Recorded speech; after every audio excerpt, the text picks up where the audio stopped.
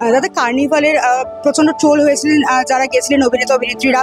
আজকে উত্তরবঙ্গের পাশে দাঁড়ালো গোটা ফিল্ম ইন্ডাস্ট্রি। ইতিমধ্যেই দেবদাস ত্রাণ তহবিল থেকে পাঠিয়েছেন জিনিসপত্র। কি বলবেন এই বিষয়টা নিয়ে? হ্যাঁ, কারণ আমরা যখন বলি যে আমাদের বাংলা ছবির পাশে দাঁড়ান, তো আমাদের তো নিশ্চয়ই একটা দাঁড় বার্তায় আর বরাবরই ট্র্যাডিশন রয়েছে এখানে একসাথে উত্তম কুমার, সৌমিত্র দাস, সত্যজিৎ রায় সবাই বেরোতে। আর আজকাল তো অনেক নানা রকম উপায় আছে, ওই গামছা নিয়ে ঘুরে ঘুরে টাকা তোলা, সেটাও এক ধরনের ইয়ে। তাতে ওরা ফিজিক্যালি কেউ কিছু নিয়ে গিয়ে পৌঁছলে সবার হয়তো সেটা স্বাস্থ্য বা ইয়ে কমিট করে।